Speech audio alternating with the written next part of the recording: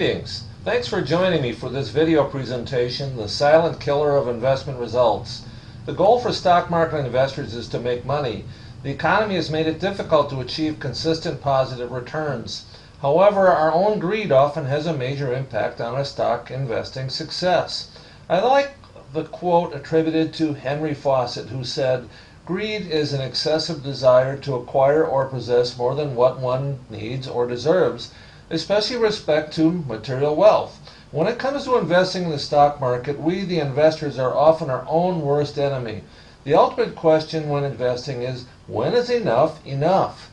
Milton Friedman said, "None of us are greedy, it's always the other fellow that is greedy." On the surface, we often fail to see ourselves as greedy, but when it comes to investing, greed is often present when we may not even recognize it. Consider this. When we have an opportunity to take a profit, what is it that keeps us from taking that profit?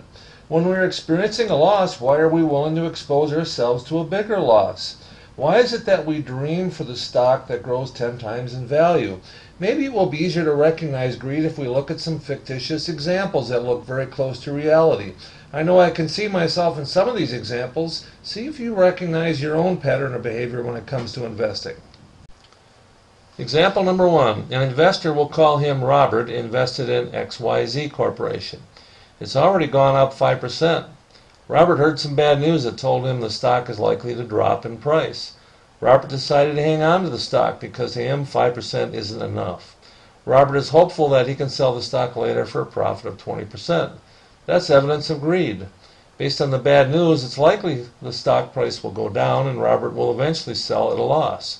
Robert would be better off taking the 5% profit now. Example number 2.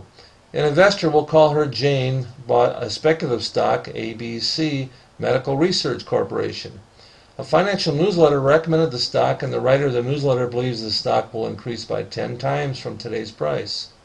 Jane bought the stock as soon as the financial newsletter was released. Shortly after the buy recommendation came out, the stock price increased by 50%.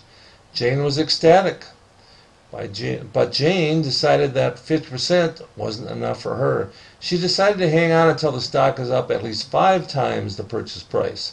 Now that's another example of greed. After the big run-up, it's very likely that the stock price will pull back to a lower price before moving up again at a later date. Jane would be better off taking that 50% profit and looking for an opportunity to buy in at a lower price later. Example number 3.